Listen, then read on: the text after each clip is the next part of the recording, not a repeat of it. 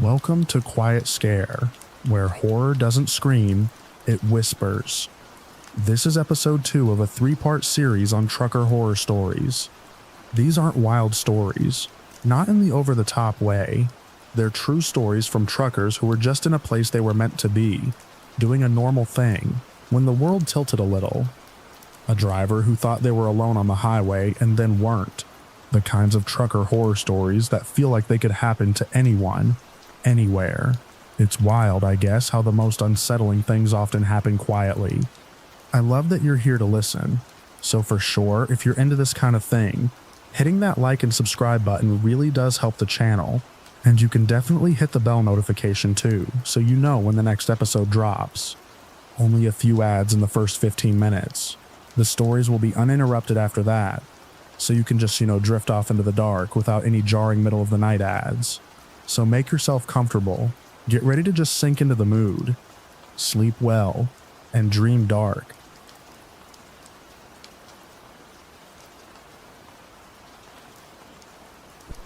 Exit ramp with no number. I was west of the city when the night turned thin at the edges. The highway ran flat and empty, a long strip with 2 burned-out billboards and a service pull-off, whose light worked only when it wanted to. I had been thinking about fuel and where to stop. Then I didn't. A few miles later, I saw a figure near the shoulder, both arms up. She stood in the wash of my low beams, coat open, hair stuck to her face. I slowed without meaning to. It was not a place anyone would choose to stand. I eased onto the rumble strip and let the truck settle. She came to the passenger side and hesitated, then climbed up when I motioned. Up close, she shook. Her sleeve was torn. She held herself like a person who had been running and had nowhere else to run. She said someone was hurt. She pointed back the way I came and used her hands as if distance could be shown with air. I asked where. She said near the trees behind a little store. They had been camping, off the lot, out of sight.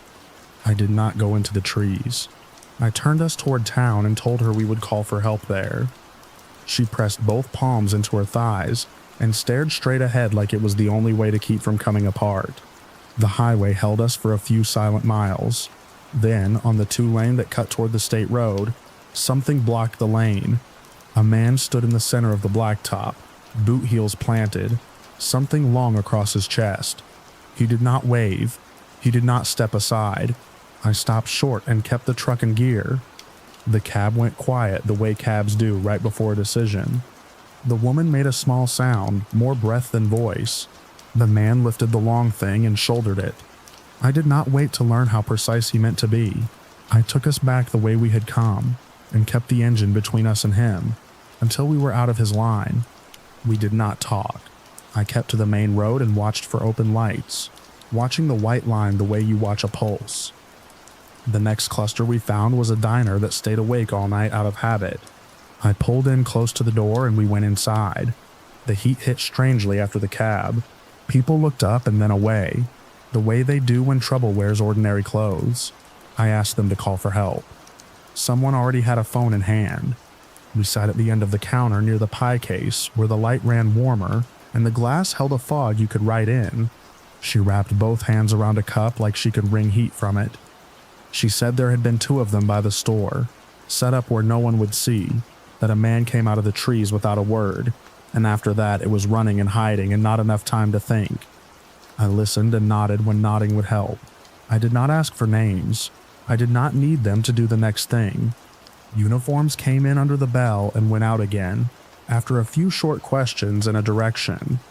She stayed where she was, shoulders tight, cup steady against the counter. A cook set down a plate near us and took it away when he saw it was the wrong kind of care. It was a long hour, and then another half. When the officers came back, they spoke low and kept their faces even. They had found a body not far from where the trees closed in, and a spot nearby that showed sign of someone staying there. They had not found the man. They said the rest of it in the kind of voice that keeps a room from tipping. They took statements. They asked for times. They wrote. They told her where she could wait for someone of her own. She thanked me in a way that made it clear there were no right words for any of it. I stayed until another set of hands took over, family hands, then left my number on a slip because that felt like a thing a person should do. Back at the lot, the truck showed in the glass like a thing that didn't belong to anyone. I sat before starting it, long enough to hear the belt take the load and to remind myself machines do what they can.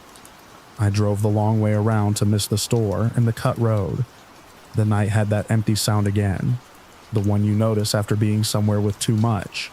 In the days after, a dispatcher asked if I wanted a different run, and I said yes. I told myself it was fuel prices or timing. It was a man in a road who wanted to stand where people meant to pass. I could say I never went that way again. True enough, but it's also true that a road is just a place, and what stays with you is not the map, but the shape it makes inside your head. Later, on bright mornings far from there, I would catch a headline about something that sounded like a thing you already knew. You can't tell from a line of text if it's the same man or the same night, only that there are many of both and not enough daylight to name them all. For a while I heard from her. She wrote once to say she had moved and was working in a place with different weather. She did not use the old words for what had happened. After a time, the letter stopped, as letters do when there is nothing new that will make the old different. I drove until I didn't. In retirement, I kept the habit of watching the shoulder, the way you do after you have had a reason. Some exits you don't take, even when they look familiar. I still pass places like that store. They are only buildings until they aren't. At night, if I wake and sit up to find the shape of a room so I know where I am, the mind will try to bring back the wrong road. I let it have a minute and then put it away. I check the door by feel. I set the key where it will be in the morning. Empty roads aren't promises. They're only routes from one place to another.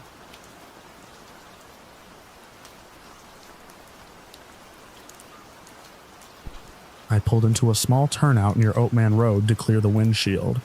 One of those gravel pull-offs with a single trash barrel and a dim security light humming to itself. The fog had moved in from the flats like a slow spill, pooling along the highway and drifting between the creosote and low wire fences. It was past 1 in the morning. The pavement had that look where it wasn't wet. Exactly. Just varnished hard and a shade darker. The air felt metallic in my nose. The taste sat there like a coin. I should have waited. I was 30 miles out from the turn I needed, and sick of losing time to weather enclosures. I shifted up, felt the trailer tug once, and kept east on the interstate. In the mirrors, a pair of low headlights steadied into view. The car had been back there long enough that I knew its rhythm without thinking about it. It kept off my bumper, drifted a little left, then a little right, finding the ruts. Under different conditions, I wouldn't have given it much room in my head. That night, every small correction caught my eye. On the downhill past the bluff where the mesquite thins, the car began to yaw. It wasn't dramatic at first, just a wider wiggle that didn't settle, then a small surge as if the driver's foot got heavy and then light again. I moved to the left lane to give space. I tapped the brakes, not enough to be a new problem, just enough to bleed speed. The road felt as if someone had chilled it under the surface. The fog thickened, thinned, thickened. The car went broadside 2 lanes over. The back end swung out and came back. Then the front lost it too. It rotated once, corrected too far, rotated again, then came across the lanes like a flat rock, skipping and struck the median barrier with a noise that carried clean through the cab. The headlights cut at once.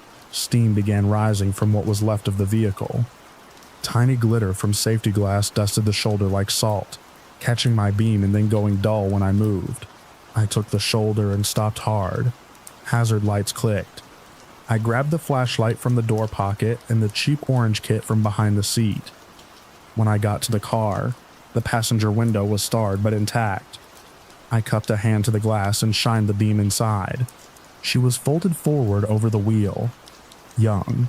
Blood across her brow and into her eyebrow. Her chest moved. The fog hugged the car and then drew away. The smell had a sweet note under the coolant, sharp and wrong. I called it in. The dispatcher's voice was steady and distant. She told me there were other crashes, that I should keep the driver warm and wait. 45 minutes, maybe more. I said I had blankets. I said I was here. Back at the truck, I climbed the steps with the blanket over my arm and reached for the first aid kit. In the pale wash of my own hazards, I saw the chains on the crane head. I had shortened them to get under the limit line. I had skipped the second binder to make up time. The trailer squatted wrong under the weight. I saw the scale ticket in my mind, a number I had told myself was a rounding error. I stood there with my hand on the kit. It is a simple series of pages if you lay it out. An officer walks the scene. An officer checks the nearest vehicle. They record. They cite. They call. Then you are out. Mortgage, insurance, kids' school, holidays coming. A locker emptied into a cardboard box. A 30-second mistake pressed into a lifetime. I set the kit down on the seat and picked up the blanket. I turned back toward the car. Then I turned again and set the blanket on the passenger floor and closed the door. My thumb left a dark crescent on the blanket's edge where old grease lived in my cuticle. I folded that corner under, as if hiding the stain changed anything. I told myself she was breathing. I told myself that an ambulance was on the way. I told myself that my presence had nothing to do with the speed of a response, only with the small things people do when they don't know what else to do. I said out loud, without meaning to, that I was sorry. I climbed in, brought the engine to idle, and pulled out. The miles between there and the valley came without color.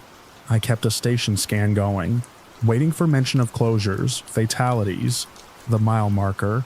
I knew by the curve of the land in the dark. There was nothing. No name to learn. No confirmation to fold into a story I could live with. I dropped the load at first light in an industrial yard, with chain link topped in lazy razor ribbon. The yard dog watched me back in. I fixed the binders on the empty.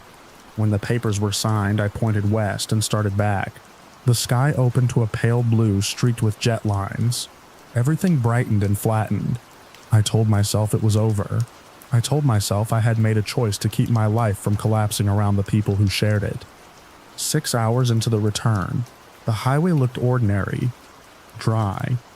The mountains held their long shadows, but the asphalt had no shine, no glaze. Thin crows picked at something small on the shoulder. I reached for my water bottle and knocked the cap to the floor. It rolled beneath the seat. My hand found lost receipts, a pen without a cap, grit. In the side mirror, there was a smear darker than the rest of the road. In the passenger convex, it carried a faint gloss, as if a thin film hovered above the lane. But when I checked straight through the glass, it snapped back to plain, sun-baked asphalt.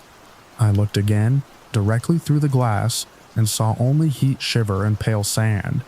I told myself it was fatigue, and nothing more. A few miles later, in the median where the barrier casts its own thin shadow, a figure stood close to the wire. The posture made sense before the details did. She was the right height, the right outline in that plain jacket, a dark mark above her temple. Not moving. Watching, I counted 3 fence posts and checked again. Empty. I said nothing. I drove. The mountains pressed closer and then slid back. 10 miles on, I caught the same blouse color at the edge of the safety lane, a pale rectangle against brown. A little farther, she stood near a mile marker I didn't read. There was no break in the traffic behind me or ahead. No cars pulled over with hazard lights. No wind to knock a scarf the way I thought I saw a scarf move. When I looked directly through the glass, I saw only a stand of brittle bush and a can half buried in grit. Between appearances, I had to fill the space. I tried to imagine the inside of an ambulance, busy but calm. I tried to picture the steady beep of a monitor. I forced myself to count 200 mile markers and drink 2 bottles of water and not check my phone. The phone lay face down on the passenger seat. A message notification lit once and went away. Near a long, low overpass with the green sign for Miller Road, lifting into an empty sky, the fog returned to the mirrors. Just there, not in the windshield, a soft little bank of it like breath on a pane. I rubbed the glass with my knuckles and left a faint crescent. A trucker in the slow lane laid on the horn at someone I couldn't see. A quarter mile later, I took the shoulder without deciding to. I eased the truck onto the rumble strip and let it shudder the cab until the sensation faded. The steer tires hummed over the corrugations, and the wheel ticked in my palms, a soft vibration that settled only when I came to a full stop. The engine ticked in that way. Engine's cool. On the right side, I kept to the step and looked down the length of the trailer, across the duals, out to the ribbon of median. The heat shimmered, the same as it had a minute before. There was nothing but a plastic bag gently lifting and dropping. I climbed back in and sat with both hands on the wheel. I don't bite my nails, but I had been worrying the skin beside the thumbnail, and had made it raw. I pressed a paper napkin to it without thinking, and left a spot the size of a seed. I pulled out again and kept the speed at 55. A half hour later, a line of patrol cars and a public works truck clustered on the opposite shoulder around a pickup with the front torn off. Men in reflective vests moved like chess pieces, precise and slow. I took in the sight with no interest in it. I was somewhere else entirely. The next time I saw her, there was no mirror between us. It happened on a short segment where the grading dips, and you feel your stomach take a step down with the truck. She stood by the call box stanchion with 2 fingers set lightly to the yellow post, not bracing, just touching it the way people test a countertop to see if it's cold. When the truck reached the stanchion, there was no one there. The paint on the box was chipped and the small sign above it listed a number I didn't read. After I passed, a small fogged oval bloomed on the inside of my passenger window and faded, like breath on a mirror that wasn't there a second ago. The heavy quiet of the afternoon pressed around the cab for 5 seconds and then let go. I drove until the sun slid down, and the glass of the windshield turned metallic again. In front of a pilot not far from Ehrenberg, I took a pump, paid, and sat in the driver's seat with the engine off. I didn't go inside. I didn't eat. I watched the diesel shimmer in the puddle under the truck next to me, and thought about the way she had been folded over the wheel. The return stretch passed under the tires again. The road reassembled itself into the pieces I know. The rest area with its single tall light that hums. The quarry mounded with pale stone. The low span where graffiti clings to the undersides of the beams. When the mile markers counted down to the section I had left in the night, I had to keep one hand under my thigh to stop it from fidgeting the shifter without purpose. It was full dark by then. The fog had not returned. The cold had. The shoulder showed tire tracks that looked recent, dark, then light, then dark again. I saw a trauma cross on a pole 100 yards ahead, one of the little ones that show up every few miles and vanish again. I tried not to invent meaning where there was none. At the mile I had fixed in my memory by the feel of the grade under the truck, I moved into the left lane. It wasn't logical. I did it anyway. The barrier through that stretch had fresh scrape marks on it, not in one place but in several, as if many small stories had stopped there to catch their breath. I kept my eyes where they needed to be. She stepped from the safety lane into the edge of my lamp's brighter throw. She was closer than she had ever been in the mirrors. The detail was sharp. Hair matted to one side, the mark above her brow, hands at her sides. Not accusing, not anything like that. Watching. Close enough I could have rolled down the window and called out if I had wanted to hear my own voice bounce off the concrete and back. I didn't stop. I didn't speed up. I drove through the space where she had been, and the light fell on paint, and the paint on concrete was just paint again. At the truck stop in Ehrenberg, I parked deep in the lot where the sodium lamps make everything a tired orange. I set the brake and sat with the engine idling, and my finger still on the wheel. The cab held the day's heat and the heat of my breaths. I reached into the sleeper and pulled out the scratchy blanket I had carried to the edge of a decision, and then carried back. I put it over my knees like an old man, and waited for the noise of the lot to settle into a single low sound. I thought hard about a thing I tell the kids when we talk about traffic on the way to school. It's something simple about being the kind of person who stops when they can. I thought about how language is cheap until it isn't. I thought about binders and chains and numbers scrawled on a ticket in pencil. The world shrank to the sound of my own engine. Eventually I turned it off. The silence came with a small pop somewhere in the dash. I let my eyes close. I woke to a low knock on the cab door. and a patrol car idling next to my step with its light bar off. The officer stayed in the car a moment, wrote something on a notepad, then climbed out. He was older than me by a few years, heavy in the shoulders. He stood at the bottom step with his hand on the mirror bracket, not ready to speak yet. He didn't look into the cab glass long. The delay made it easier to breathe. "Evening," he said. I nodded and reached for my license without needing to be asked. He took it, glanced at the name, handed it back.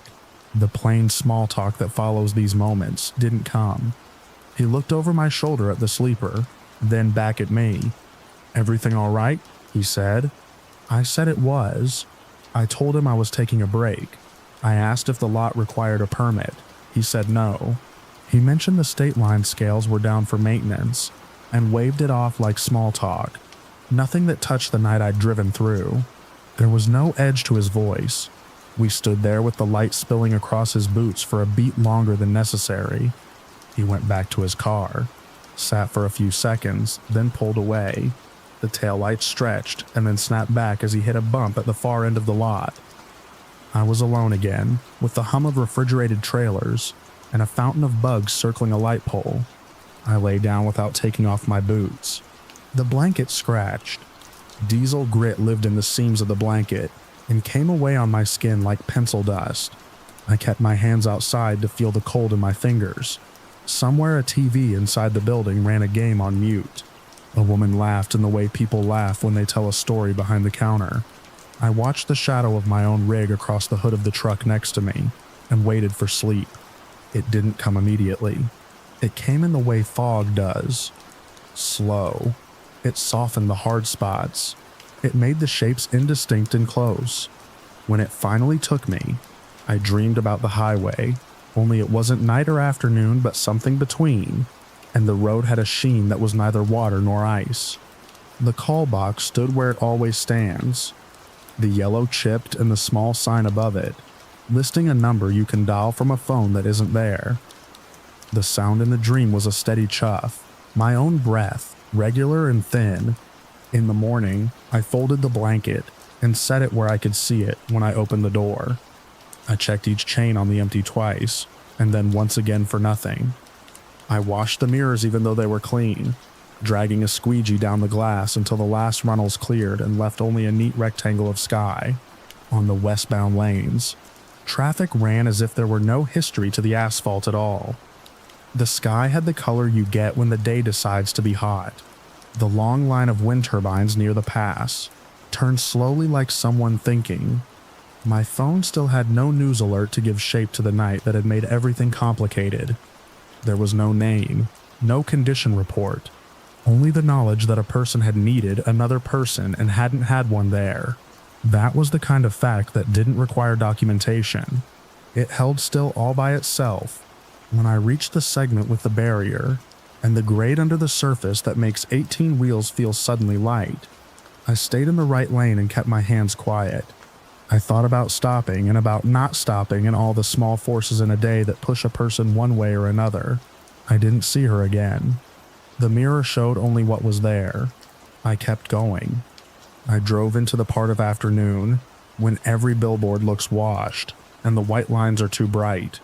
At the rest area, a man came out of the bathroom, wiping his hands on his shirt. A kid dropped a bag of chips and laughed. A dog put its front paws on a picnic table and looked out at nothing, the way dogs do. I wasn't punished. I wasn't forgiven. The highway did what it always does. It took me where I was going on the same skinny margins as everyone else. I put the truck back in gear and let it carry me forward. I didn't speak. I didn't rehearse a speech I might someday give to explain this to someone who isn't me. I watched the lines come toward me and pass under, and I tried to hold still long enough to feel each small part of it slide away. The light shifted as the sun thought about changing sides of the sky. Somewhere far off, maybe beyond the mesa, a thin, low cloud began to organize itself. I couldn't tell if it would come this way. I drove. I kept my mirrors clean. I kept my hands off the skin beside the nail. I watched the road. I watched the road until it was just a surface again. It held my reflection in faint pieces and gave nothing back that I could use. Then I watched it some more. I went on.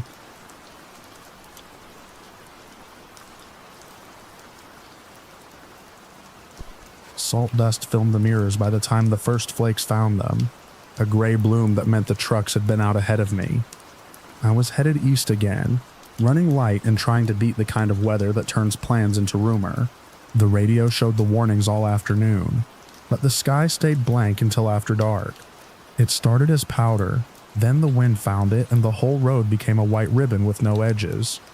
By the time I rolled past the last service exit, the truck had begun to lose heart. The heater dropped a note. Lights dimmed and came back. I eased off and took the next pull-off. A shallow slab cut from the drift where plows turn. Far from any porch or sign, the wind came in little fists when I opened the door. I took a blanket and a small bag from the sleeper, then shut everything tight and let the engine idle as long as it would. I do not like to waste battery. I rationed the dash lights, checked the gauges, and listened. The storm has its own quiet if you don't push against it. There were long minutes where the only sound was snow moving across glass, like someone smoothing paper. Now and then a truck went by on the main line, a low shudder that arrived late, more felt than heard. When the engine finally shook and fell off, the cab went still in a way that felt personal. I clicked off what I could, put the blanket over my knees, and went through a list I could keep in my head. Call for a pull, conserve light, stay put. I let a roadside service know my mile and direction. They said the plows were leapfrogging, that it might take a while. The wind worked at the curtains. The cold climbed in from the floor. The storm kept building its wall where the shoulder should be. A seam of cold slid across my ankles. Not a draft so much as the cab breathing in when the gust leaned on it. I kept my phone face down to save the last bars. There is a kind of waiting that is only counting. But this was the other kind, where you listen without trying to make the things you hear into anything else. Sometime after midnight, something small tapped low on the passenger side. Not a bang, not metal flex. A sharp, neat sound, then nothing. It could have been a twig that had ridden the truck since fall and picked tonight to finish its trip. I went still and counted to 50 and heard only the storm again. When I finally breathed, a little fog drew itself on the glass and vanished. I pulled the curtain a hand's width and looked across the field. The pines on that side were set back from the plow berm. A dark scene. I did not see anyone. No light in a hand, no cigarette, nothing. Only the wind's patience moving the sky. The phone showed one bar. I put it away. Another tap. Same place. Then a second. Somewhere higher. I moved slow and shifted to put more metal between me and the glass. The blanket slid, and the cold came in where it had been. I tried to name the sound to keep it small. A bit of packed snow falling from the mirror. A strap end freed by the wind. I am not a believer in what I can't touch, but there is a point in a storm where the world is all touch. A dim wash of light bent over the berm and fell away. It had the look of something set down. One of those cheap work lamps the plow crews use there, then gone. I did not like that. There is a difference between weather and choice, and the light belonged to choice. I stayed off the horn and the radio and let the cab look like no one was there. The best thing I had was time passing without me moving. The next sound was inside the door more than on it. An old hardware sound. A soft, dry tick you feel in your molars. It came once. Then after a breath, again. It was the kind of sound you get when weight rests lightly on a thing that is meant to hold under weight. I pictured the thin rods that run from a handle into a latch. I put my hand on the steering column to keep from reaching for anything that might clink.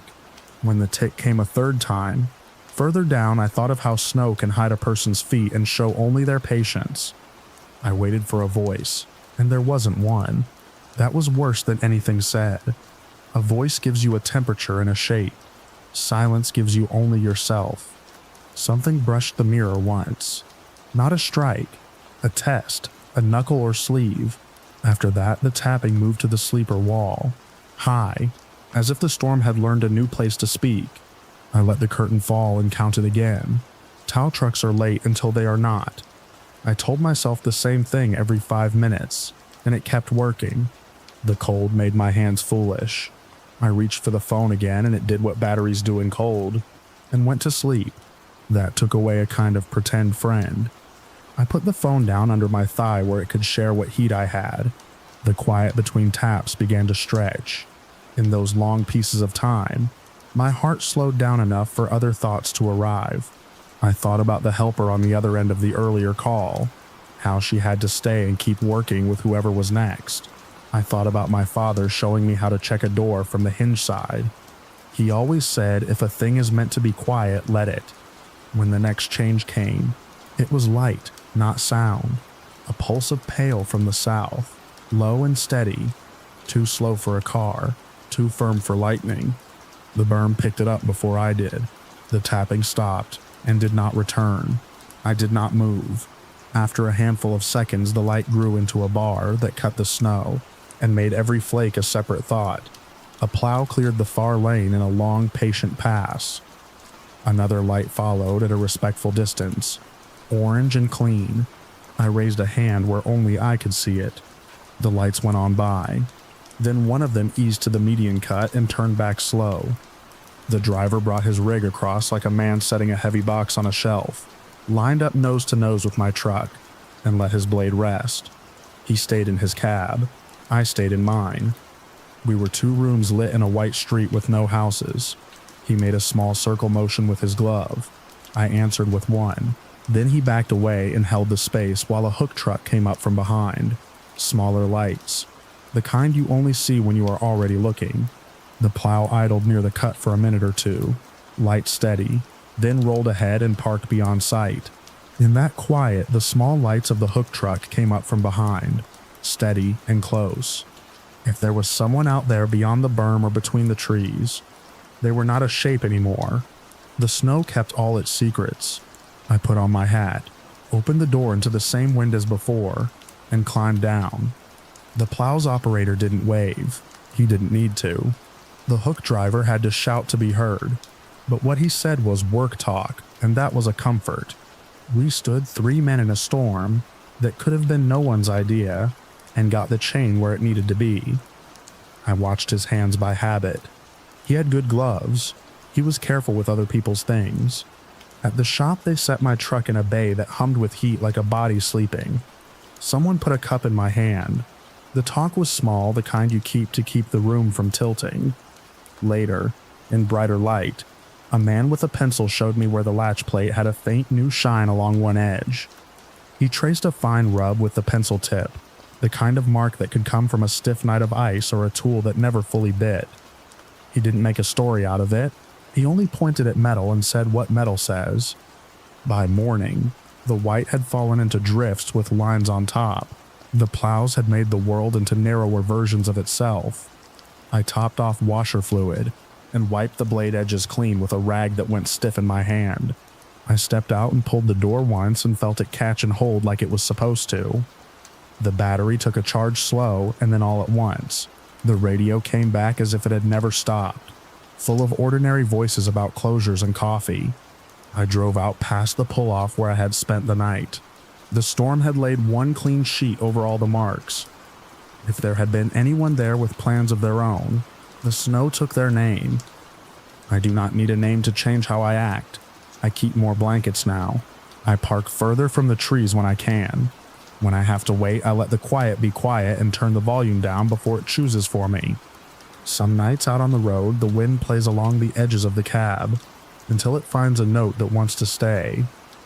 I don't fight it like I used to. I listen a little, then I move something, an angle, a latch, a thought, and let that note go someplace else.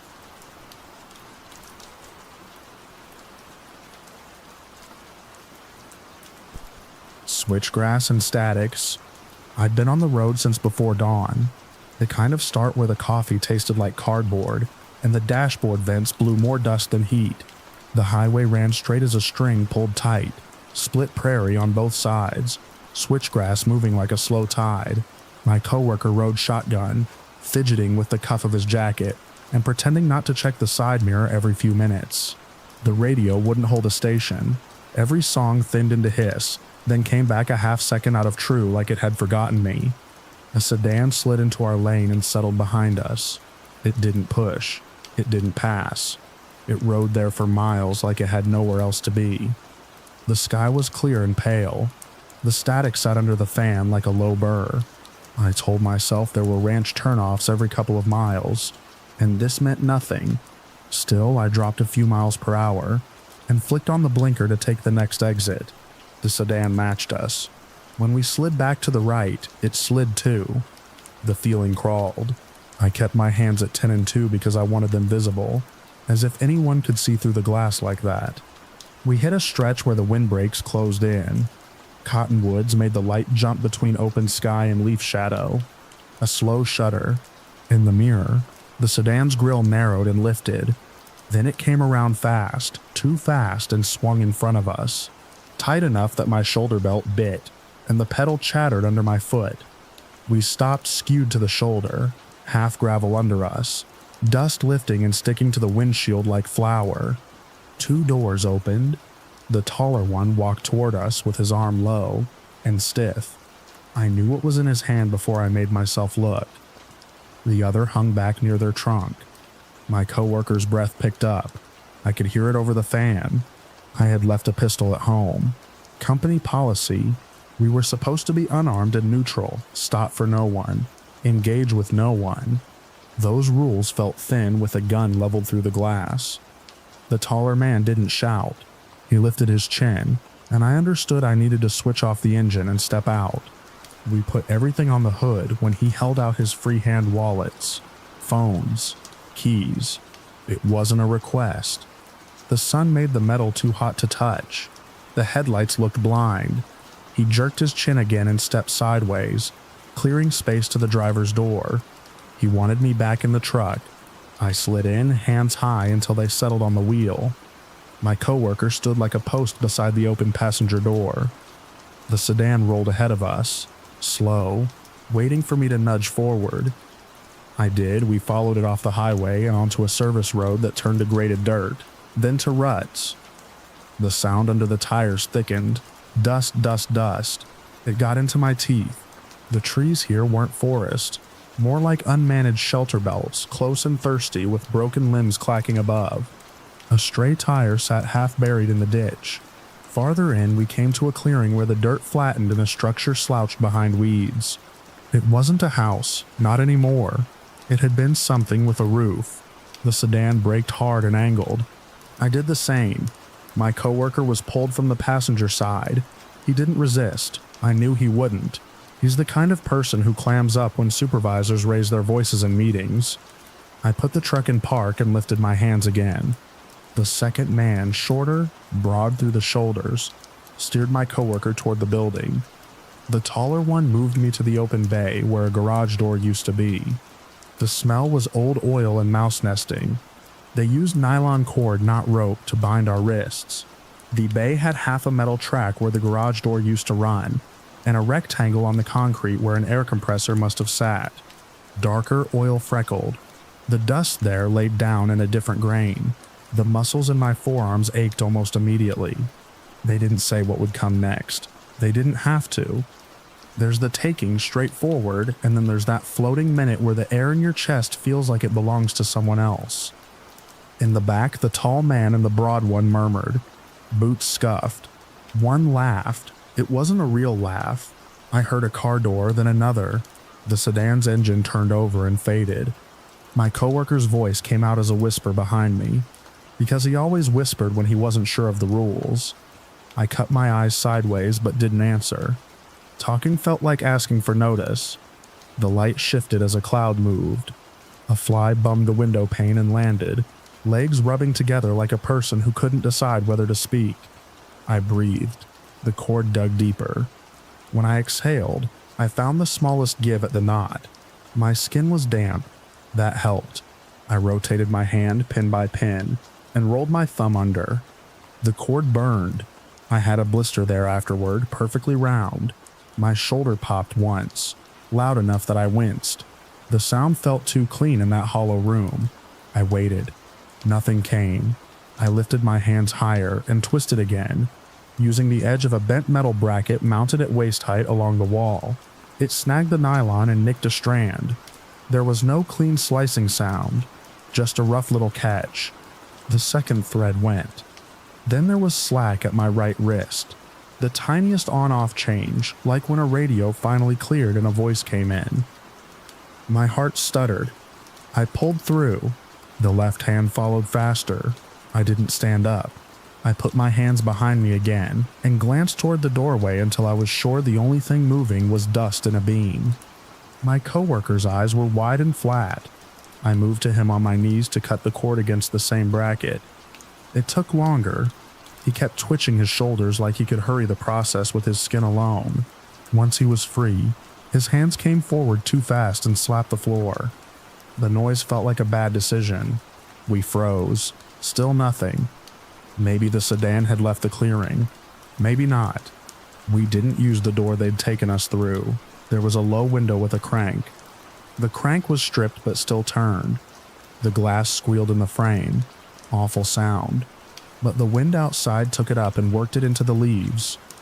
I listened through the squeal in the leaves and the distant electric buzz of summer and didn't hear an engine. We went out the window feet first, toes searching for the stacked cinder blocks below. My leg cramped partway through. That was my imperfection of the day, ridiculous and human, and I almost yelped. I put my palm to the block and pounded once hard to release it. We slid down and crouched among weeds that smelled like pepper. My coworker mouthed something I couldn't catch. I shook my head. In open ground, you feel like you glow. We didn't cross the clearing. We edged around it, keeping low, using the clutter tin barrel, broken sawhorses, a sagging roll of chicken wire to break our shape. The sedan wasn't parked where I expected. I felt that absence as a kind of presence, as if the car could be anywhere I wasn't looking. The trees thickened again. We took the path of least crunch, veering where the leaves looked most slept on. A grasshopper flung itself at my neck and clung there, dry legs skittering against my collarbone, and I wanted it off me more than I wanted anything. I brushed it away in 2 quick strokes and went still, hand hovering in the air. No shout came, no footfall. Once under full cover, sound returned in layers I hadn't noticed I'd lost crickets. Far off traffic that could have been a plane. A single live wire hum that had to be a transformer somewhere. We didn't speak. We moved toward that hum. I put my hand to the bark of a hackberry to balance as we stepped across a shallow ditch. The trunk was warm as skin. The ditches were lined with beer cans and milky plastic gallon jugs torn open. The world here had been used and left. We hit a fence. It was barbed but lazy, sagging between posts. There was a place where someone had folded one strand back on itself to make a gap. We went through. The barbs snagged my sleeve and scored my forearm. It stung. It also made me feel real again. Beyond the fence, the ground shifted from dirt to gravel. We followed the shoulder until we saw the blacktop. Not the highway, just a county road with its paint worn pale. A mailbox listing and numbers sun-faded on both sides. There was no sign of the sedan. On the gravel, every step talked. We crouched by the culvert because the ditch hid us from the tray line, and because it was the kind of place you'd pick if you thought a car might circle back without warning. We couldn't call, they had our phones, we couldn't restart the truck. They had our keys. There was a stand of cattails at a low spot, and a culvert. We crouched near the culvert to get out of sight, and waited until a car passed, a silver minivan with sticky window decals, and let it go. It's easy to decide not to wave. The next car was older, the kind of car that keeps moving because you have to coax it to start again. The driver saw us from far off. Dust from his tires rose and hung in the heat. He slowed before he reached us. He didn't roll to a stop right away. He looked, then looked again, then pulled in. It took a full beat before he moved his hand to the window crank. Not a button, a crank. He rolled it halfway down and tilted his head. He asked something about whether we were hurt. We answered as simply as we could. Stuck. Need to get to town. Robbery. He looked past us toward the trees the way a person looks at a dark barn when he doesn't have a flashlight. The car idled. He rested one elbow on the sill. Then he nodded once. and reached across to pop the lock. The movement was small. It felt weighty. Inside, the car smelled like sun-warmed vinyl and onion powder. There was a ball cap on the dash that said a local feed store. He kept his eyes on the road and his mouth mostly closed. He asked which way. I gave him the name of the county seat, the only solid thing I could remember besides where we'd come from. He took the turn I pointed to without saying anything else. When he merged onto the highway, he held one hand at 12 o'clock and tapped his ring finger against the wheel. We were quiet too. The hum of the tires on the asphalt went steady. I kept expecting the sedan to appear. It didn't. The highway signs made a clean green corridor, and I tracked each one like a mile marker in a race I hadn't trained for. The county building wasn't a brick courthouse with a clock tower. It was a beige box with a glass door that stuck. He pulled up to the curb and idled. From the outside, the reception area looked overlit and flimsy. I didn't care. He put the car in park and waited a second. Then he turned the key. The engine went quiet and left a ringing in my ears. Inside, a man behind a counter looked up from a computer. He saw our wrists first, I think. The red lines there. He stood, and before he came around the counter, he picked up a ring with keys on it and clipped it to his belt with practice motion. He asked what happened in a flat tone. Not surprised, and not bored. I told him what I could remember, which was everything and nothing. Where, what the car looked like, how long it followed, the turnoff, the building, the way the cord bit. When my voice snagged on the window crank squeal, I stopped and put my hands together. He waited. When I could go on, I did. Someone else came from the back. They didn't move fast. There was a beat where they both stood and listened. Then one of them wrote. The other called something in to a deputy I couldn't see. Near the pen cup sat a single car key on the counter, unlabeled and alone like it had been waiting for a claim that never came. We sat. My coworker counted the tiles on the floor by towing a line straight and then resetting and doing it again, a tick he probably didn't realize would be visible. They took us out to a car with a cage in the back and drove toward the general area I described. We didn't go back into the trees. The deputy slowed near the shoulder and scanned with his eyes, using the landmarks I'd mentioned: mailbox, culvert, fence sag, cattails. Farther along, another car had already pulled off to the side like someone else had been working ahead. A tow rig idled next to our truck, where it had been left in a turnout I hadn't noticed on the way in. Standing near our vehicle, the taller man from the office nodded once and said they'd found it. He didn't say much else in that moment, and neither did we. When we returned to the building, we sat again under fluorescent lights that hummed. We wrote our statements. The page felt like it took the words and flattened them. The broad strokes looked smaller in ink. By the time we were done, late afternoon had bent the light. We went back to a truck stop where we'd meet a company supervisor. The guy who'd given us the ride to town had long since gone. The kind of kindness that doesn't ask for more than a simple thanks. In the restaurant part of the truck stop, I tried to swallow a plate of pancakes and barely chewed. People talked around us about weather and prices and a county fair over the next hill. My coworker left to call his family from the courtesy phone near the restrooms. I watched kids pump quarters into a claw machine and fail to grab a plush. When he came back, he put his hand flat on the table and kept it there, like he needed the surface to be firm and present. We didn't talk about the garage or the cord or the window crank. We didn't need to. The sheriff had said they'd stay alert. He'd said some other things too, ordinary and official. The men who took our things weren't there to be found that day. Our own stuff looked strange when it was returned. My wallet bent from riding a pocket it no longer felt familiar with. My phone with a new smudge that wouldn't rub out. When it was time to go, we walked outside. The wind had kicked up and the flags near the diesel pumps made their own small racket. I stood beside the truck and flexed my hands. The skin on my right thumb had a raw patch where the cord had cut. I'd feel the little ridge scar there for months after. I still rub it sometimes at intersections without thinking. We pulled out, each to our own route.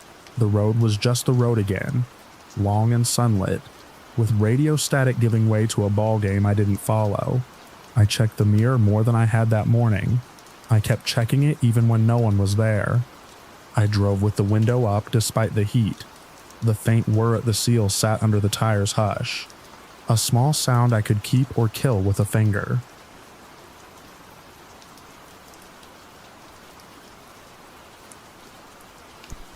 I remember the air that afternoon having a dry tin taste through the vents, the kind that makes the cab feel like a box left out in a field. I run refrigerated loads up and down the western interstates, mostly groceries that like their secrets kept in the dark. Back then, I was on the line between Nevada and Utah a lot, bouncing from Provo to Las Vegas, catching I-15 like a river current.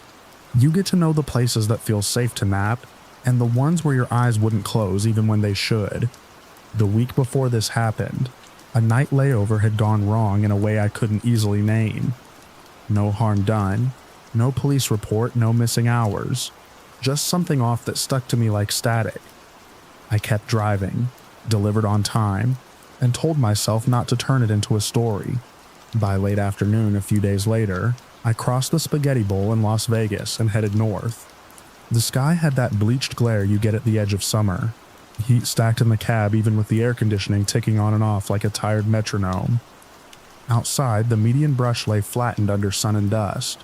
I passed the speedway, the warehouses with their blank faces, and then the land opened and the air thinned. The windmills showed on the ridges, steady as clocks. Their blades nicked the light in patient strokes. I had it in my head to stop at a different rest area than usual.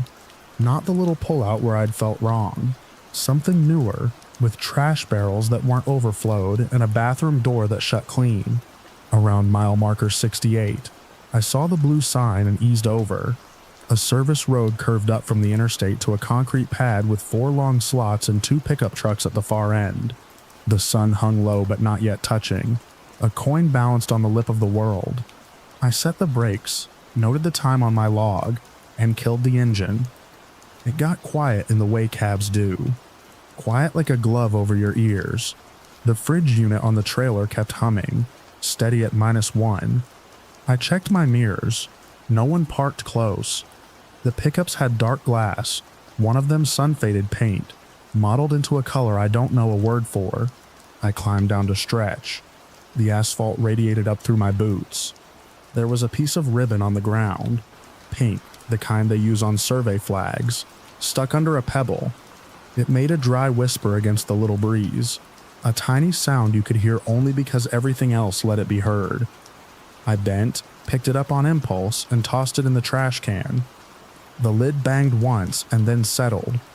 I went inside the bathroom building, which smelled like cleanser and old air. The stall door had a lock that worked.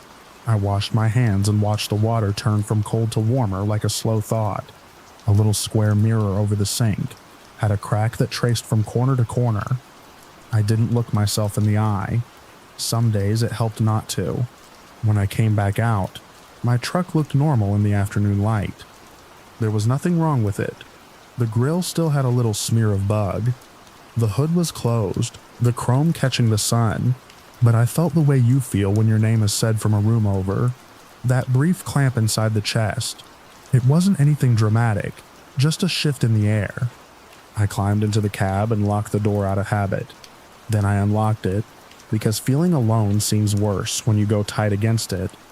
I took a drink of water, wiped my mouth on my sleeve, my small imperfection, the one I'd tried to quit 50 times, and set my phone in the cup holder. The plastic made a little tap. On the other side of the pad, a family with a small dog got back into their SUV. The dog zigzagged at the end of the leash, and then hopped, a little hind leg stiff. They pulled out. The pickup stayed. I wasn't planning to nap, just to let my shoulders loosen before the long climb north. I checked my rear view again. That's a habit you don't drop, not after 10 years of this. Mirrors like extra thinking. In the passenger mirror, I did a slow sweep lane. Shoulder, the dead angle behind the trailer. The far pickup looked ordinary until it didn't. For a blink, its hood seemed propped. A wedge of shadow that closed again before I could fix it to a frame. I slid forward in the seat to widen the view. The hood was down again. I told myself I'd seen the angle wrong the first time. I turned the key. The engine woke and ran. Fine. Normal. That deep rumble that sits in your bones like old music. The fridge unit ticked steady.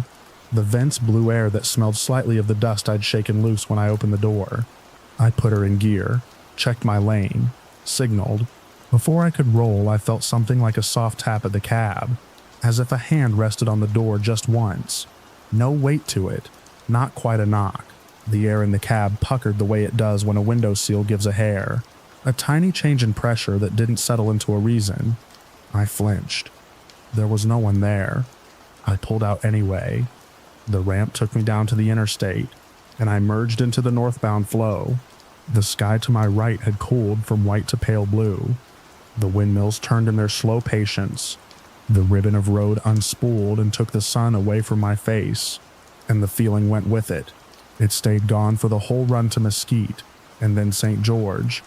That night in Cedar City, after fuel and a quick check under the hood, I sat in my cab and called a friend of mine who runs the same lanes. We trade route notes and tire shops and which gas stations keep the water spigot unlocked. If I said his name here, you could look him up, so I won't. He's the kind who cuts stories down to practical parts and throws the rest away. I told him about the wrongness the week before, which I won't lay out here, it belongs to a different place and a different hour. I told him about the pickup hoods and the tap that wasn't a knock. I expected him to say I was wound up and should get more sleep. In my head, I could hear that version already, and could live with it. What he said instead landed in a quiet way that made my mouth go dry. He'd heard about that corridor. He didn't call it haunted, and he didn't make a joke. He said people got odd visitations along those stretches between services, the kind of things that live inside a truck's dead angles. He didn't single out my rest area. He didn't point to a single mile marker or rumor. He just said the long gaps between services make people pay attention to what they'd usually miss, and that you respect the stretches the way you respect weather. After we hung up, I sat with the phone in my hand a while. The air in the cab had cooled enough to feel like the inside of a grocery store. All metal and order. Out the windshield, the hotel sign across the street from the fuel island blinked on, off, on like a breathing thing. I thought about switching lanes for a few weeks, taking I-80 instead, letting the windmills run without me. Instead, a few weeks later, work sent me back. The route was clean. North Las Vegas up to Utah, then east to Price, then up through Spanish Fork for a drop near Springville. The dispatcher's voice over the morning crackle had that half-caffeinated snap that makes every plan sound rational. I ate the same gas station breakfast burrito and told myself that repetition is a kind of armor. By the time I hit the windmills again, the day was bright, and the hard light had not yet softened. It felt different, like stepping into a room with the lights already on, at a different pull-off this time. A newer pad near mile marker 72 with a gentler grade and sightlines that felt more open.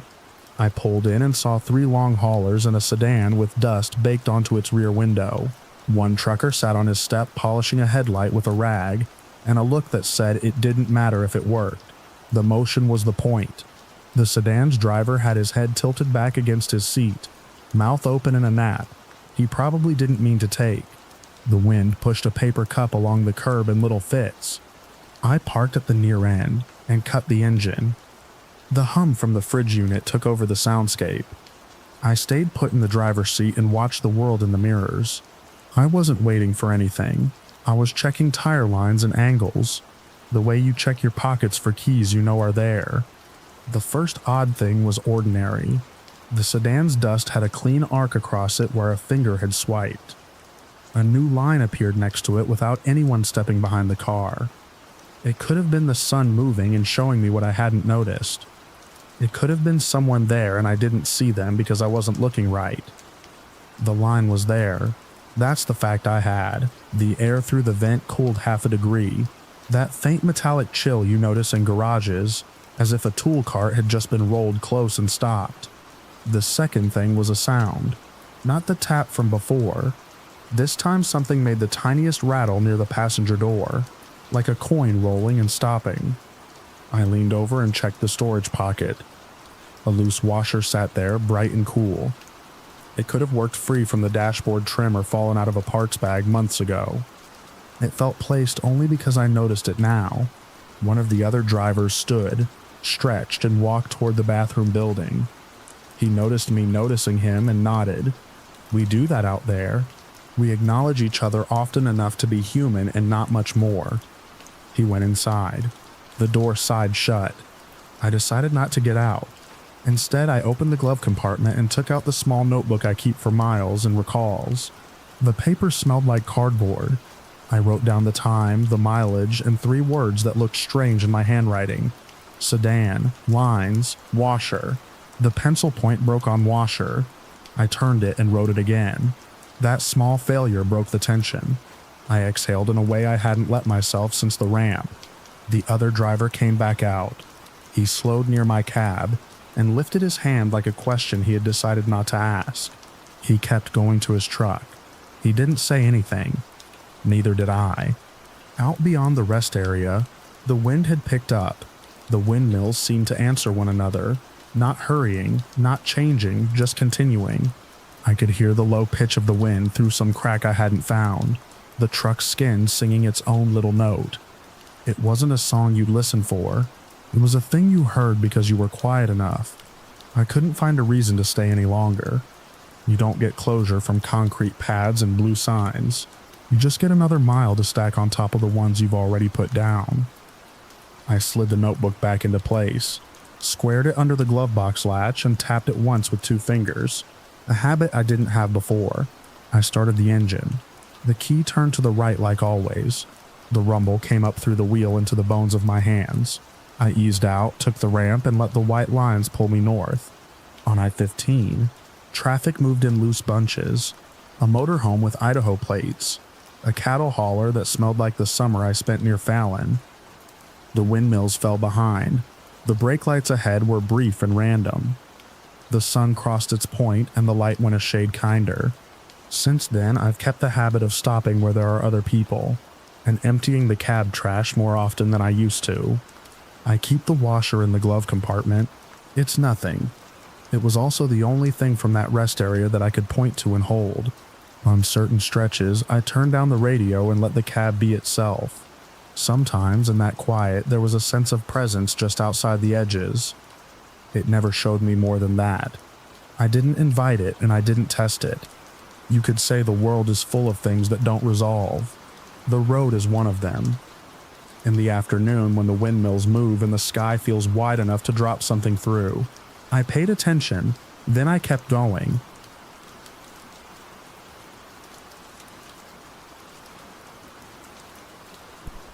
Out on the plains at night, the light from a rest area hums in the air like a thing you only notice when you stop. I used to tell new drivers that the road wasn't the hard part, it was when you stopped. I believed it in a general way, something you say because it sounds true and usually is. That night along Interstate 80 turned the saying into a habit I can't shake. I still catch myself counting the cars in a lot before I park. Still looking for the same make and shade even when I knew I was 2 states away. It was late October. I was crossing the plains, headed east with a dry van full of stamped panels and boxed hardware, law-abiding hours and a decent schedule. I'd been reading the green mileage signs like a metronome, and letting the lane lines pass in their quiet rhythm. When the clock nudged me toward a rest, I chose a state facility I'd used before, clean enough, bright enough, with the separate loops for cars and trucks, and a building that had the flat-roofed look of a place meant to be easy to hose down.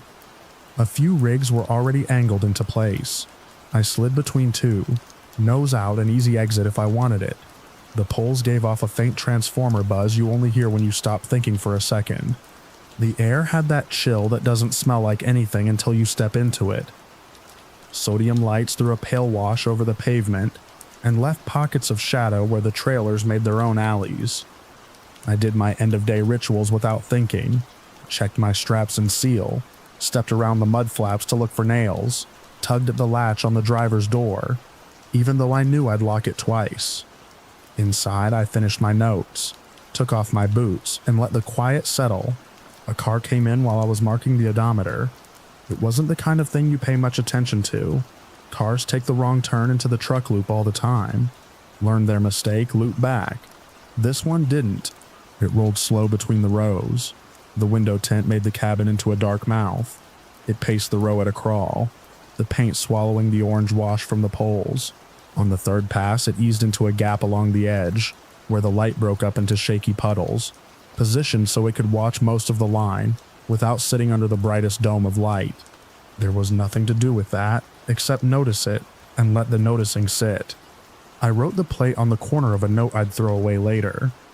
It's a habit like checking a burner twice. No one ever sees it but you. The building had signs about how long you could stay. The wind moved a paper cup along a curb with a dry sound. After a while, the car left. I thought about calling the number taped by my log, but talked myself out of it. People get lost. People have odd habits. I lay down and listened to the hum in the walls for a few minutes, and went to sleep. Sometime past midnight, I woke. No dream I remember. The kind of waking where you don't move at first. You just let the world come in. The trailer pinged. Metal cooling. The lot had grown quiet in the way only the middle of the night can be quiet, with everything muffled, and the occasional tire hiss from the highway. I needed the restroom. I put my boots back on because stepping into a puddle in socks is the kind of small misery that can ruin a mood, and I climbed down through the driver's door. The building's glass doors reflected the lot in pieces. On the way back, I noticed the car again. Same color, same way of sitting in a corner where it could see without being seen. It had moved from where I'd seen it earlier, like someone had adjusted a chair to face a new conversation. When I got closer to my truck, a man stepped out of the car. He had the sort of build that doesn't make an impression, and clothes the color of the shadows between the trailers. As he moved past the trailers, a thin page of something, maybe a flyer caught under a step, lifted and fell in the draft behind him. He paused near a DOT sticker like he was reading, then kept going. When he turned his head and found me already looking, he changed his mind about whatever he was doing and went back to the car. The engine turned over, the headlights came on without a flash to high beams, and he eased out. I stood there too long, breathing steam, telling myself I was making a pattern out of coincidences. Back inside, I set an alarm for early. Rest is rest, but there's a kind that makes you feel safer because you're moving again. I slept light like you do after a noise that might have been the fridge cycling on. In the gray before morning, I got up to do my walk around. Habit makes it orderly. Front to back, driver's side first, then around the tail. Cold came in through the door seals and pooled around my ankles while I tightened the strap. I glanced up across the lot and found the car again. New spot, same attitude. The man stayed inside this time. He lifted a small shape that wasn't the flat rectangle of a phone. The way his elbows angled made me think of glass and tubes, not a screen. He set it down, picked it up again.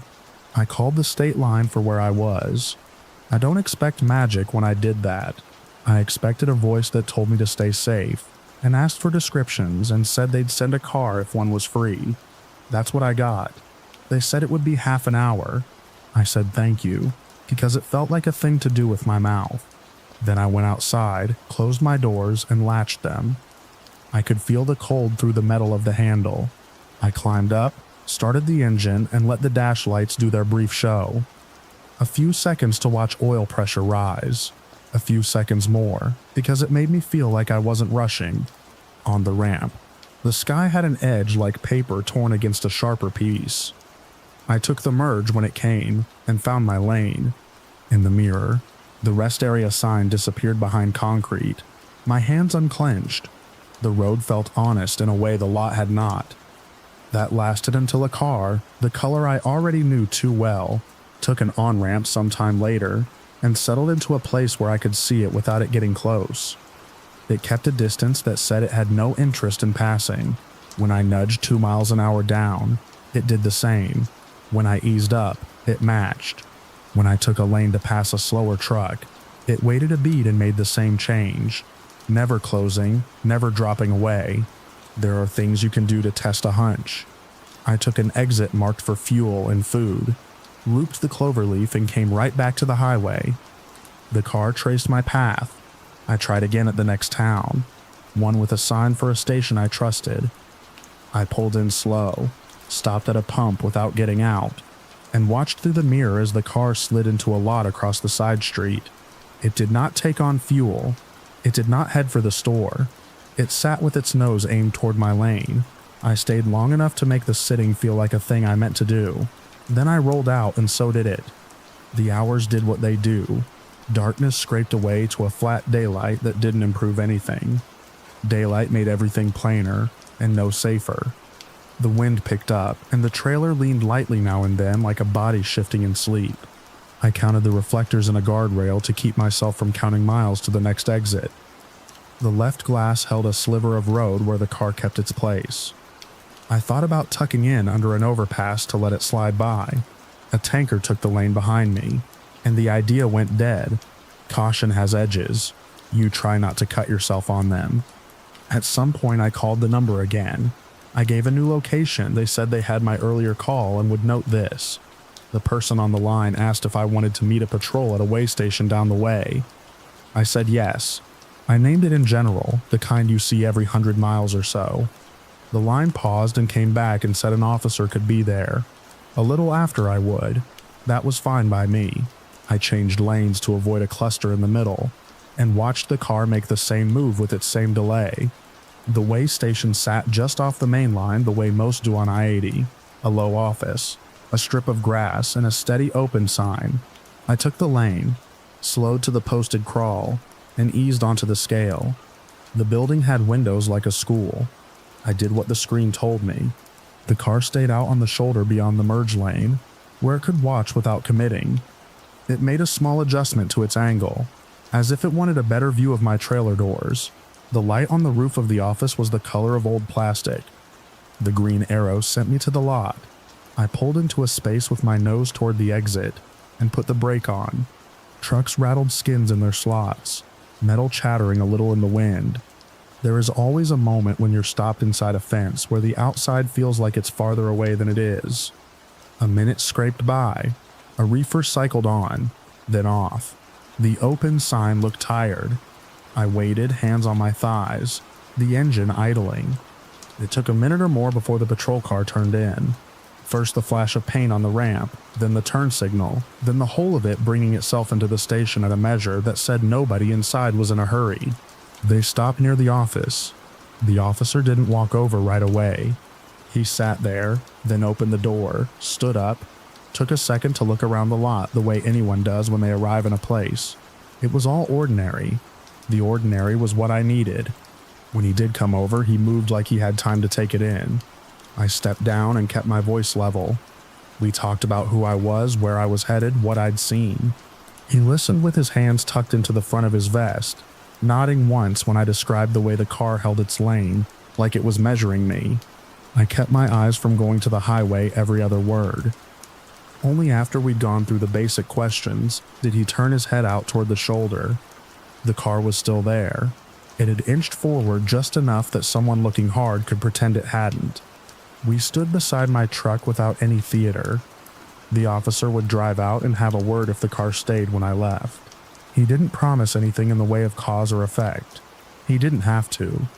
Having another set of eyes on it made my breath sit a little lower, like it had been riding too high in my chest. He went back to his car. I climbed up and shut my door.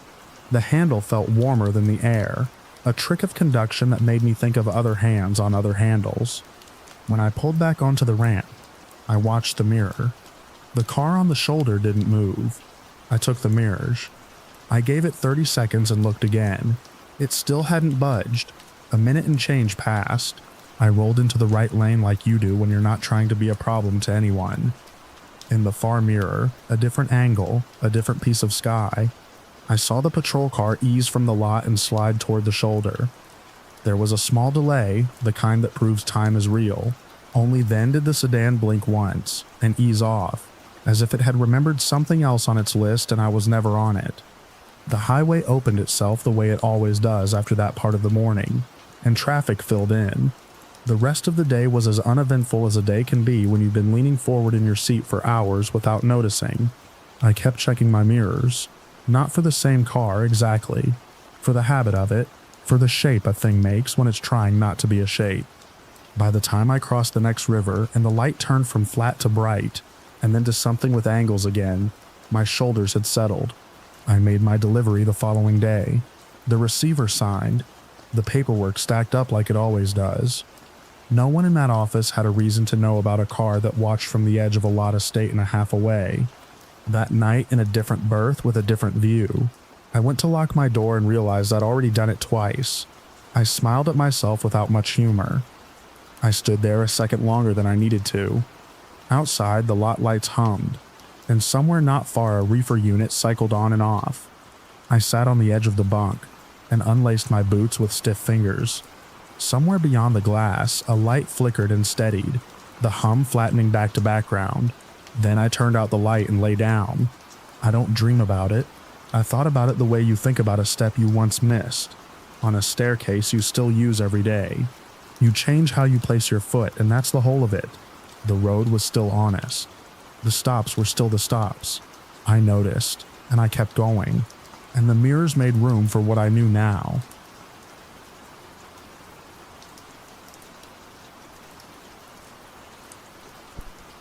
I remember the air having an edge to it, the kind that made the windshield carry a thin rim of frost, where the defroster didn't quite reach. I was westbound on I-84 through eastern Oregon, the kind of stretch where the radio faded to static and the road felt like a hallway that forgot how to end. It was late, closer to midnight than not. The sky was clear enough to see stars above the highway lamps, and the temperature had dropped so fast my windshield had a rim of frost along the top edge. I'd loaded wire coils in Boise and planned to make it to the Dalles before sleeping, but the coffee I'd had in Baker City tasted like burnt rubber, and I started rubbing my thumb over a notch in the steering wheel just to give my mind something small to hold on to. I clicked the knob anyway and got snow. I let the hiss ride a minute to hear something that wasn't my own engine, when the mile markers began to skip in my head. 49, then 47, then a blank. I took the exit for Boardman. The rest area was a narrow pull-through between the river and a windbreak of scrub trees. Only one other vehicle sat under the yellow lights, a boxy van that looked sun-faded even in the dark. The vending machine here took bills if you begged it. I bought a bottle of cold tea that tasted like it had been near Peach's once, and sat on a low concrete wall listening. There was the highway, constant and distant and closer, a tremor from the line of poplars along the fence. A loose sign bracket ticked in the breeze, a steady little metronome under the bigger rush from the trees. Something small moved out there, a rabbit or a plastic bag in a current of air. I watched my breath cloud and clear. It was ordinary, and the ordinary was a relief. When I stood to go, I noticed a man by the footpath that cut under the off-ramp toward the river. He was roughly my age, late 30s, tall, with a cap pulled low, work jacket, jeans. He wasn't hiding, but he wasn't walking either. He had the posture of someone waiting for a dog that had slipped its collar. I raised a hand without thinking, the way you do to other drivers at a stop sign in a small town, and he did nothing back. Not a nod, not a wave. I had the sense of being measured, and it made me sudden about everything. Cap back on, door handled, boot up on the step. The sleeper was warm from the drive. I rolled forward to a smaller turnout a few exits west where a torn green sign said Cabbage Hill Scenic View, and the graffiti added "Don't." No buildings, no picnic tables, just a wedge of asphalt, a low guardrail, and the open dark below. I backed the trailer along the line, set the brake, and let the engine idle a minute before cutting it. It was quiet in a way that felt pressed down. The wind over the hill made a ropey sound along the trailer edges. I kicked my boots off, set them side by side out of habit, and slid into the bunk. I woke to a sound that didn't fit the wind, not loud, more the suggestion of something living where it shouldn't be, a thread of friction against metal. I waited, holding still to hear it again. It came as a scuff, then a pause, the way you hear a mouse inside a wall if you stop breathing. My first thought was coyote, then kids. Then I realized neither made sense out here at 2 a.m. The cold sat on my face as soon as I pulled back the curtain. I took the small flashlight that lived in the pocket by the door, checked my gloves, and stepped down. My foot hit the rubber mat crooked, and the smack of it echoed under the trailer. Human imperfection, stupid and loud. I forced myself to stand still after that, to let the quiet settle back and show me what it was hiding. The beam caught the side of my trailer in a shallow sheen. The lock on the forward side box, the one I never used because it sometimes froze, hung at an angle, not open, bent. I swept the light along the rivets up to where the roll-up door met the frame. The hasp wasn't broken exactly, just worried thin along one edge where a cheap pick or a saw blade had kissed it and slipped. The brass shackle showed a bright fresh scar like a tooth mark. I tapped the handle with a knuckle. It gave a little. The wind pushed a dry bit of grass along the guardrail, and it clicked against the post, a sound that kept pretending to be a footstep. I told myself I would check and be done. I told myself the hill and the wind were making the world wider than it was.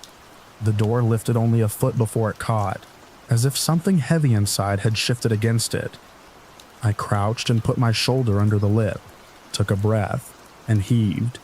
The roller squealed, the sound bouncing off the slope, thin and mechanical. It went up enough for me to shove the flashlight in, face down. Wire coils make their own architecture. In the light they were rings of dull silver, strapped with plastic bands, nested like vertebrae. A glove sat on top of one coil near the front. It wasn't mine. It wasn't the warehouse's either. Theirs were orange. This was dark leather worn shinier in the palm. When the flashlight beam drifted right, it cut across a shape that didn't belong to cargo. A knee. Denim. A boot placed sideways to brace. The kind of boot that would sound like my foot had sounded on the mat. I moved the light without meaning to, and the beam found a face under the cap brim. Not hidden. Waiting. It was the man from the underpass at Boardman. The same stillness like he'd grown where he stood. He blinked once with a slow, patient rhythm, and his shoulders uncoiled from where they'd been set against the coils. I had the foolish idea of asking a question, and the words dried out before they fully formed. I didn't want any exchange that would tie me to this person, in words that could be repeated back. I worked on breath instead. In, out.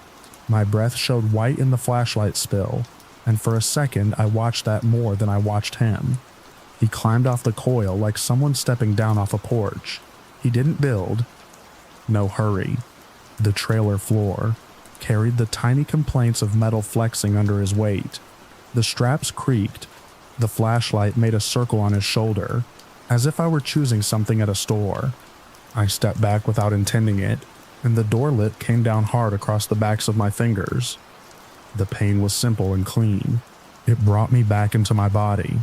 I took another step, then angled left toward the gap where the guardrail stopped for the drainage. There wasn't anywhere to go, not really, just the drop and the pale sleeve of river far below, but I needed space that wasn't a square of brightness with him in it. He came to the edge of the trailer opening and stopped.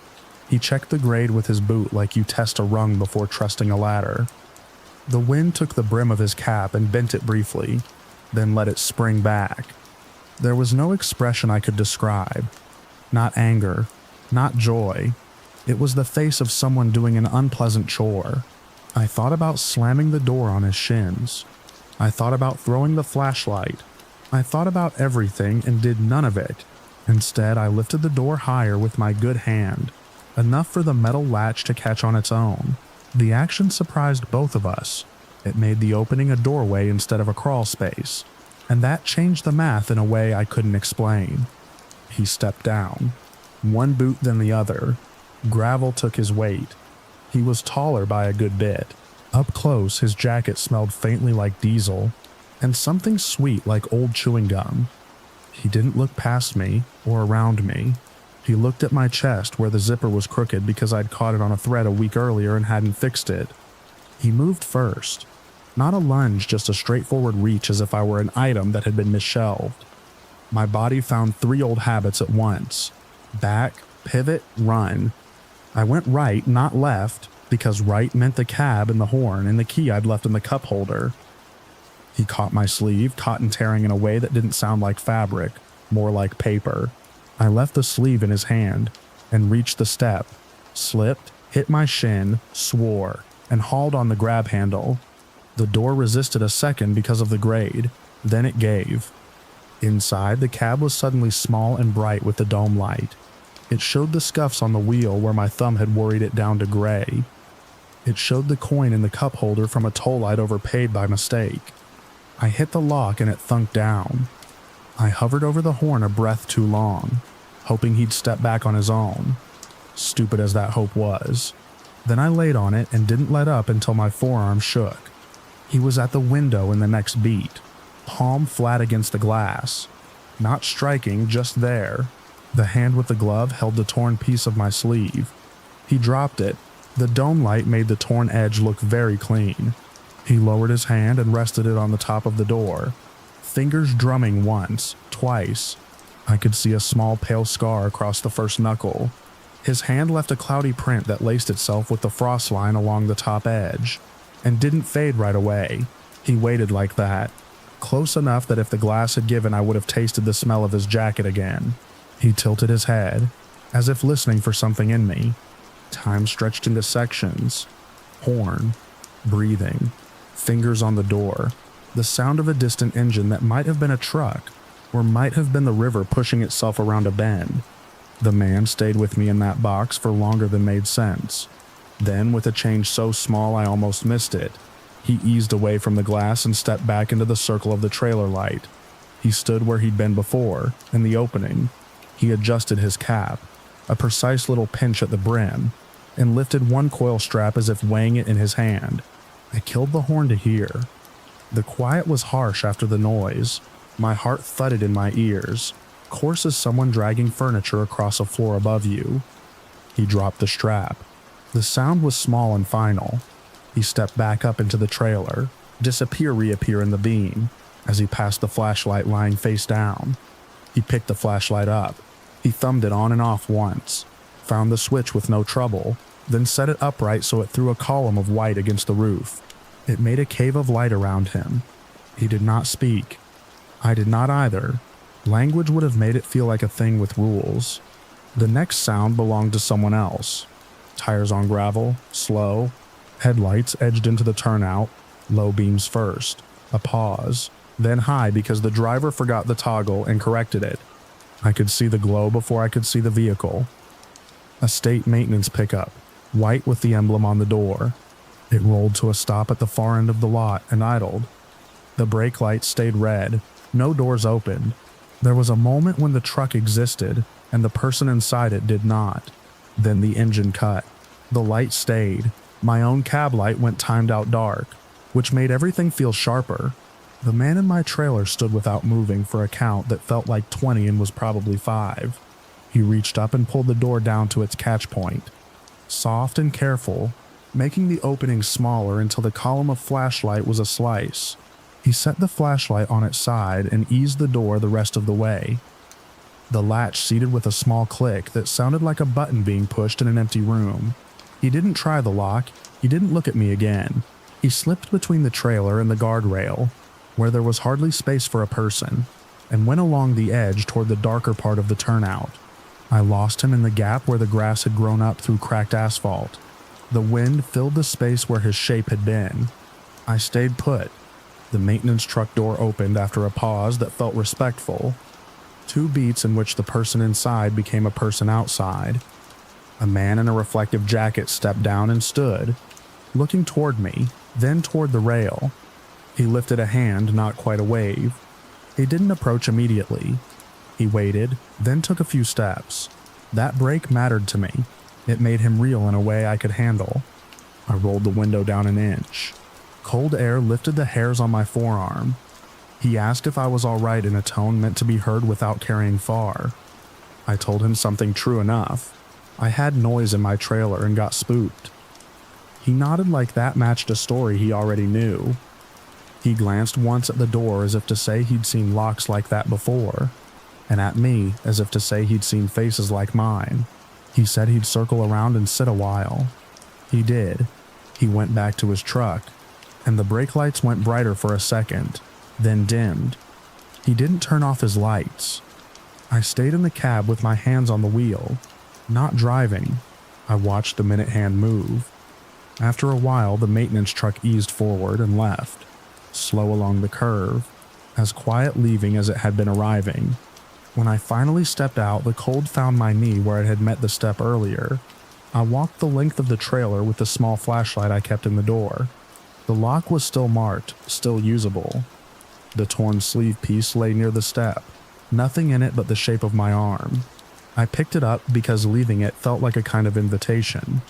My own glove was where I had left it earlier, tucked behind the seat. I hadn't noticed that before. I drove to a truck stop off Highway 730 and bought a new lock and a packet of disposable hand warmers. I kept one in my palm in the cab until it cooled. I fixed the zipper on my jacket with a paper clip because that felt like something I could finish. I slept in the lit lot, in plain sight of other trucks. In the morning, I checked the load straps, counted the coils, counted them again, and pressed my fingers gently to the bruised ridge across my knuckles. The sky was ordinary blue. The wind turbines out on the flats turned slow in the daylight, the same wind that had sung against the trailer. It sounded different with other engines nearby. I put the torn piece of sleeve into the side pocket by the door.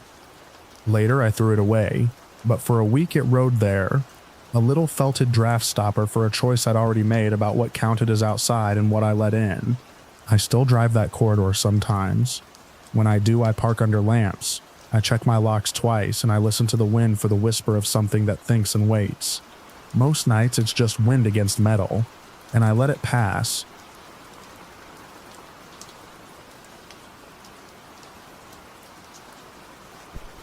By dawn, the asphalt looked the same as always. Flat, sun-bleached, a long band with a seam that tugged the wheels every few seconds like a pulse. I'd slept crooked in the cab off US 36 outside Hays, Kansas. Too close to the highway hum. My neck was stiff where I'd balled up a hoodie for a pillow and missed the zipper teeth. I made coffee from a travel press and let it cool in the cup holder while the rig idled. The day broke clean and dry. No wind at first. The kind of morning that makes miles feel short. I kept the radio down low. Grain elevators came and went like pale chalk marks. The sky had that washed out look it gets before heat decides what to do. Somewhere past Ellis, I stopped for fuel. The station was small, 2 diesel pumps under a tin canopy. The clerk had a paperback face down beside the register, and a jar of toothpicks by the lotto stand. I topped off, walked around to check the tires, and noticed a fresh smudge on the back door of the trailer. I rubbed it with my thumb. Grease. Nothing special. Still, it didn't belong to me. Inside, I bought a bottle of water and a bag of cashews. As the receipt printed, the clerk glanced through me like I was a window someone forgot to wash. People do that. Truckers are furniture in their world. I didn't think anything of it until I stepped back outside and caught the sense that the air had shifted, like draft through a gap you didn't know your house had.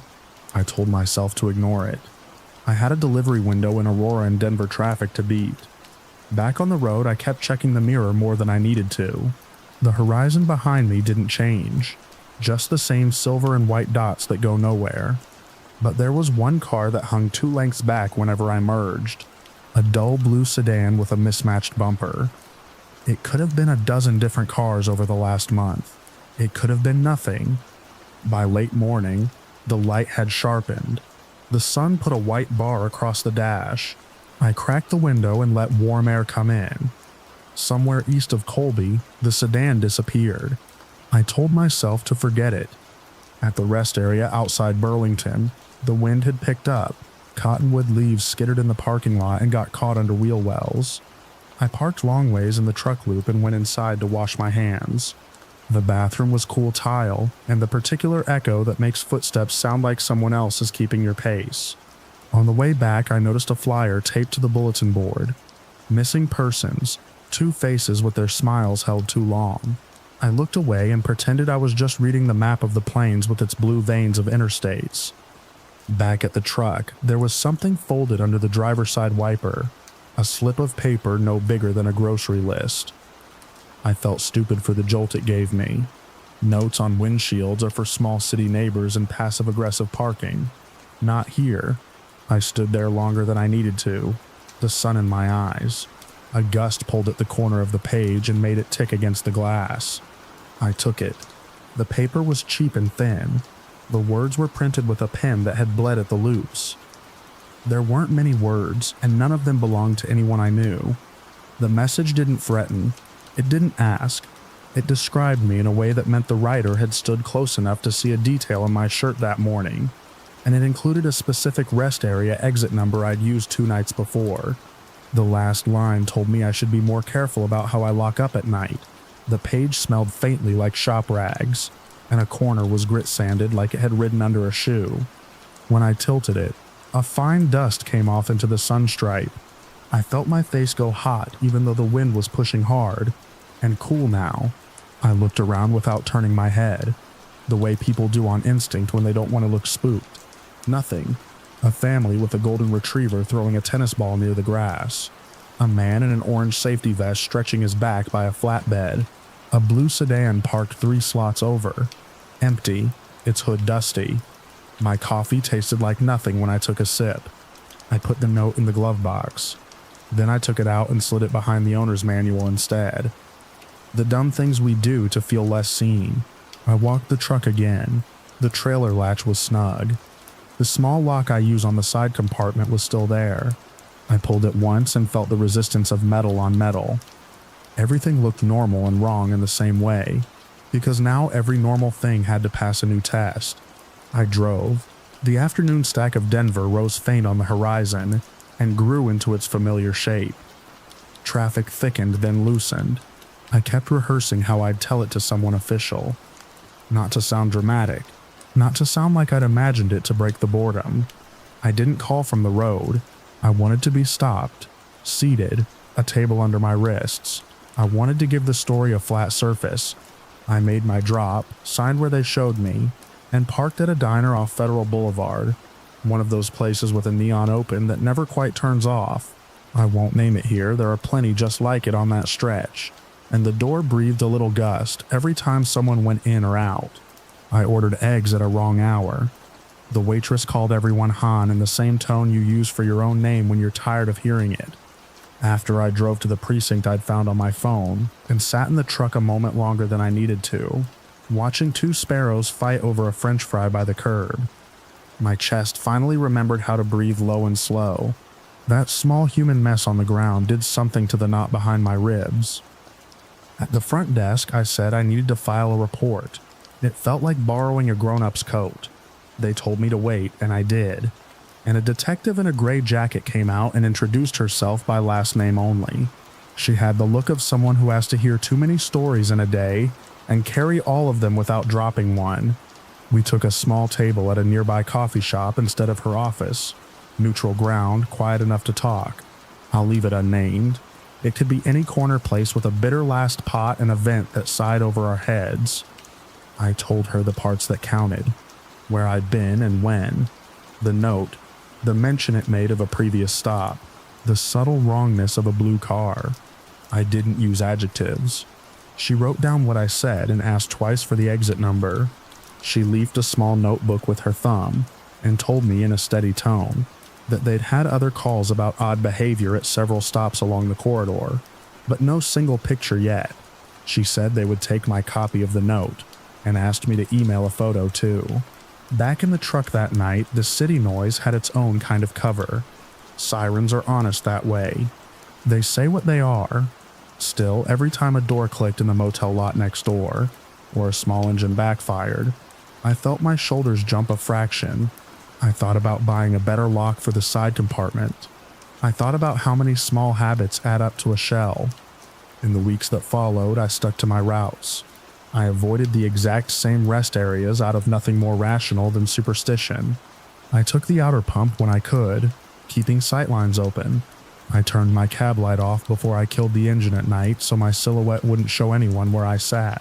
When I walked a lot, I paid attention to the texture of sound around me, how a shopping cart wheel squeaks different from a hand on paint, how a diesel coughs on a cold start, how a step on gravel is slower than the tap of a leaf across asphalt. I was not braver. I was more methodical. Sometimes I forgot the note for hours.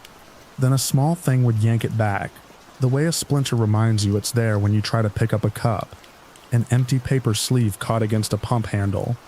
A reflection in a window that put a shape where there wasn't any person. I told no one but a friend who ran loads out of Pueblo. He told me I should add something to my cab besides a pocket knife. He meant a gun. I said I'd think about it. I didn't want the weight of it until I did. A month went by. Most mornings the cab had a thin draft I couldn't find, a seam of air that moved across my wrist on the wheel. On days I forgot the note, that was the thing that reminded me. Work stitched days together the way it always does. Then my phone rang with a number I didn't know, and the detective's voice was on the line. She didn't come right out with it. There was a pause long enough to make room for what she had to say. They'd detained someone in connection with a separate report out near Lyman, matching a general look I'd given a build, a way of standing, a faded jacket. But when they moved to pull records and talk, he was gone, not fled on foot, just gone from the place he had been. Nobody could tie him to my note. The case she'd opened on my report would stay that way. Open, which is another word for waiting. After we hung up, I sat parked behind a warehouse in Commerce City and watched a torn plastic bag lift and drop in the wind like it was breathing. You get used to a certain amount of not knowing when you work the road, where the best bathrooms are, which lights will hold you too long, why a certain landmark means you'll make better time that day. But there's a different category for a person who steps into your days with a small, precise instrument and then leaves without a mark, but the one you feel when you check your locks twice. I changed a few things. I put a longer shank lock on the side compartment. I started keeping a simple fold-out knife in a different place than before, so my habits didn't make me predictable. I stood with my back to metal or brick when I had to check my phone in a public lot, not from paranoia but from wanting fewer directions to watch. I let a friend talk me into a range afternoon on the edge of town and found out I wasn't a natural, and that the recoil was more about posture than strength. The thing about a note is that it's already a voice in your head by the time you throw it away. Even if the paper's gone, the phrasing sits there like a tack on a chair. Most days the tack wasn't sharp enough to notice. Some days I drove with a cool seam of air, threading up from an imperfect windowsill, and all I could think about was how many people blend right into a place until they decide to move toward you. Later that year, headed east again, I recognized the approach to a rest area I'd used a lot. A curve in a small stand of cottonwoods, a sign with a big blue H for hospital miles off, and another for a museum I've never stopped for. I took the exit anyway because I needed to. The lot was quiet. The vending machine inside hummed and clicked like it was thinking about switching off. On the way back out, I passed a maintenance door, propped with a floor sign. A man in a gray uniform had his head inside a panel, tools on a cloth at his feet. He didn't look up. This is how you start to live, noticing who looks and who doesn't. On the sink ledge there was a wet ring with 2 small smears in it, like someone had set down a bottle with dirty hands and changed their mind. It meant nothing and still felt like it was for me.